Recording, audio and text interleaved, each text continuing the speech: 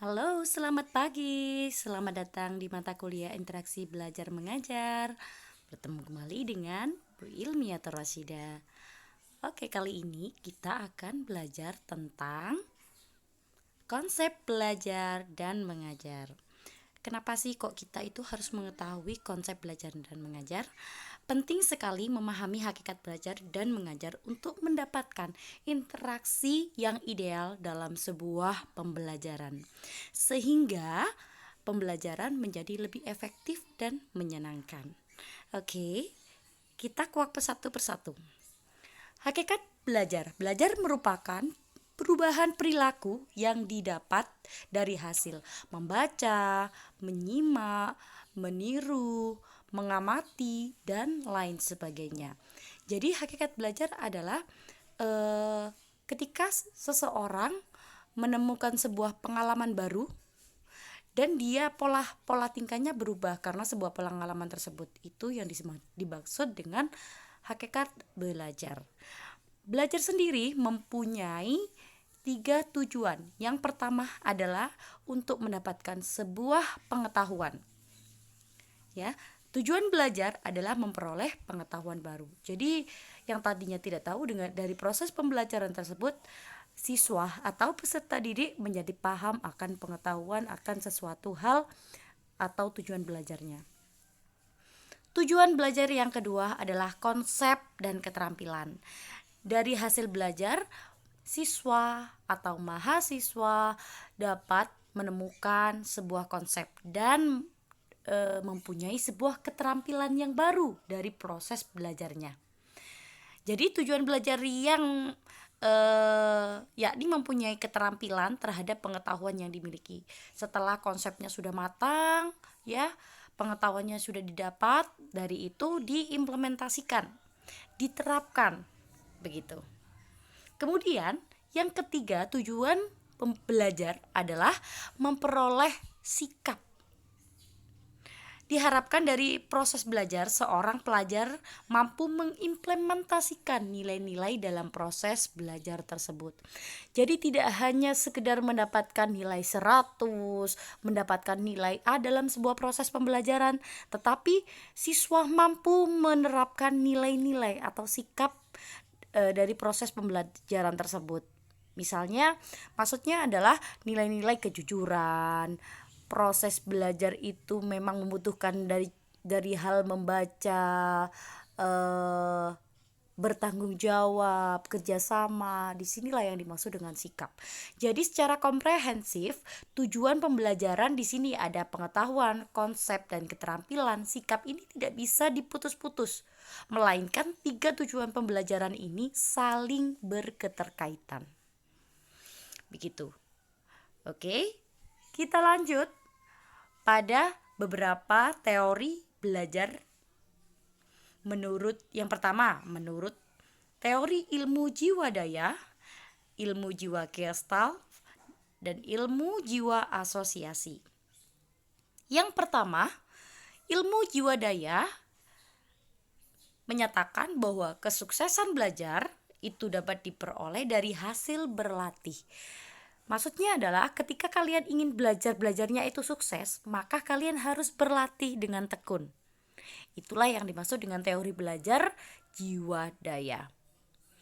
Yang kedua, ilmu jiwa Gestalt mendefinisikan bahwa belajar yang efektif itu dilakukan dengan cara melakukan sebuah pengamatan. Jadi kita tidak hanya mendengarkan, tidak hanya berlatih, tetapi melakukan sebuah pengamatan. Jadi tidak abstrak belajarnya. Kita melihat contoh seperti itu. Jadi belajarnya dengan cara melihat contoh, melakukan sebuah pengamatan, melakukan observasi, gitu.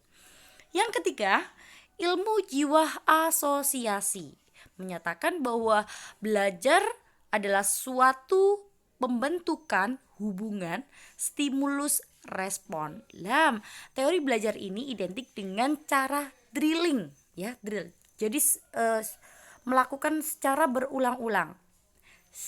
Stimulus respon ini teori belajarnya behavioristik, ya. Jadi seperti itu, ada stimulus, ada respon. Kalau itu selalu dilakukan, itu akan menjadi sebuah pembiasaan. Kalau sudah menjadi pembiasaan, itu akan lebih mudah belajarnya. Gitu. Tetapi memang teori ini juga memiliki kekurangan dan kelebihan. Oke, yang keempat, teori belajar konstruktivisme. Lah inilah yang sekarang banyak kita lakukan ya, pembelajar seorang guru menerapkan konsep teori konstruktivisme. Apa sih konstruktivisme? Maaf ya. Maksudnya adalah konstruktivisme adalah menghubungkan pengalaman dengan bahan yang akan dipelajari. Maksudnya adalah kita memberikan sebuah materi bahan ajar itu berdasarkan pengalaman dan merekonstruksikan terhadap bahan ajar. Misalnya, ketika kita mau mengajarkan tentang kebersihan, misalnya kebersihan lingkungan, maka kita memberikan mengonstruksikan siswa itu memahami lingkungan di sekitar, melakukan sebuah pengamatan dan merekonstruksinya terhadap bahan yang akan dipelajari. Lah, ini akan lebih memudahkan siswa untuk memahami proses pembelajaran, dan tujuan pembelajaran juga akan lebih mudah tercapai. Itu adalah beberapa teori belajar menurut teori-teori ilmu jiwa daya, Gestalt, dan jiwa asosiasi. Oke, next, lanjut. Faktor-faktor biologis dalam belajar. Seseorang akan mempunyai faktor-faktor secara kejiwaan dalam belajar itu. Aku ingin belajar, apa sih maksudnya gitu. Yang pertama, kalau kita mengajarkan kepada siswa, supaya siswa itu mau belajar, tentunya kita harus memiliki faktor-faktor tersebut. Yang pertama adalah motivasi. Jadi diharapkan siswa itu harus mempunyai motivasi terlebih dahulu. Jadi kenapa setiap awal pembelajaran anak-anak itu direspon, distimulus untuk semangat ya dan termotivasi terhadap pembelajaran tersebut dengan menyampaikan tujuan dan manfaat pembelajaran. Nah, disinilah fungsi dari motivasi itu akan muncul. Kemudian yang kedua adalah konsentrasi. Nah, di sini juga di awal pembelajaran, seorang pengajar juga harus menyiapkan siswa agar berkonsentrasi. Maka itu harus didukung dengan misalnya gizi yang seimbang, misalnya ditanya apakah sudah sarapan dan lain sebagainya. Nah, ini adalah stimulus mengajak siswanya bertanya. Nah, kalau mereka konsentrasi, mereka kan juga akan menjawab apa semua pertanyaan yang kita lontarkan. Itu bentuk-bentuk sedikit hal-hal kecil yang membuat siswa itu berkonsentrasi dalam belajar. Nomor 3, reaksi. Nah, di sini reaksinya bisa dilihat, reaksinya semangat, lemas. Lah, di sini kalian harus memastikan sebagai seorang guru, siswa itu harus bereaksi yang positif. Begitu. Yang keempat, organisasi. Jadi dibiasakan anak ini atau siswa itu melakukan sebuah organisasi. Gitu ya. Yang kelima itu pemahaman. Nah, di sini juga yang paling penting, tujuan dari proses pembelajaran adalah guru memberikan sebuah pemahaman. Pemahaman ini berkaitan dengan tujuan pembelajaran atau materi. Jadi, pemahaman ini berkaitan dengan tujuan pembelajaran. Nah, ini disampaikan akan berkaitan juga dengan motivasi yang di atas tadi. Jadi menyampaikan tujuan pembelajaran dan manfaatnya. Yang terakhir adalah ulangan. Ketika semua sudah dilaksanakan, motivasi, konsentrasi, reaksi, organisasi, pemahaman, materi sudah dilakukan, yang berikutnya adalah melakukan sebuah ulangan. Ulangan di sini adalah untuk mengetahui sejauh mana siswa itu memahami dan dalam ketercapaian proses pembelajaran. Lanjut.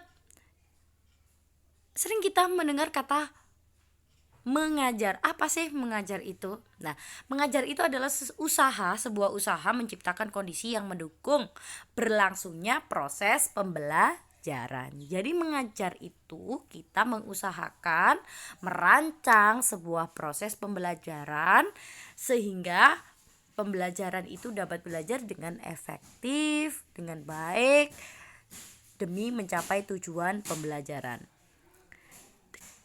Dalam mengajar ada dua kata yang sering muncul mungkin di benak kita atau di dalam sering dilontarkan orang-orang. Ada kata mengajar, ada kata mendidik. Apa bedanya mengajar dan mendidik? Nah, ini perlu kita pahami secara komprehensif. Mengajar di sini adalah hanya menyampaikan pengetahuan pada siswa untuk mencapai tujuan pembelajaran. Misalnya kita mengajarkan teori matematika, teori struktur kalimat, morfologi, itu adalah mengajar. Kita hanya sekedar menyampaikan dan siswa memahami itu saja. Tetapi ini dalam interaksi belajar mengajar itu dilarang sebenarnya. Kalau hanya tujuannya kita sebagai seorang guru mempunyai tujuan hanya mengajar. Gitu. Kenapa? Karena ayo kita amati pemahaman dari kata mendidik. Mendidik adalah usaha mengantar siswa menuju kedewasaan baik jasmani maupun rohani sebagai upaya pembinaan pribadi, sikap dan akhlak siswa. Dengan kata lain, mendidik adalah transfer of value. Apa maksudnya? Jadi mentransfer nilai-nilai. Jadi tidak hanya sekedar kita memberikan sebuah materi, tetapi kita menanamkan nilai-nilai dalam proses pembelajaran. Seperti halnya tadi yang saya tekankan pada tujuan pembelajaran, ada proses di situ ada kata pemahaman konsep, keterampilan, dan sikap. Jadi yang dimaksud dengan mendidik adalah dalam proses pembelajaran kita menanamkan nilai-nilai. Misalnya saja ketika dalam proses belajar ada materi teks observasi. Nah, di sana pada kegiatan observasi anak-anak dididik untuk melakukan kerjasama, membagi tugas, bersikap jujur, bersikap tanggung jawab dalam memperoleh materi tentang teks hasil observasi. Itulah yang dimaksud dengan mendidik. Jadi ketika kita mengajar sebenarnya yang lebih kita lakukan adalah mendidik, mentransfer ilmu pengetahuan tentang konsep-konsep sekaligus kita menanamkan sikap-sikap atau transfer of values seperti itu. Oke, thank you. Terima kasih banyak sudah menyimak materi Bu Ilmi kali ini. Semoga bermanfaat. Assalamualaikum warahmatullahi wabarakatuh.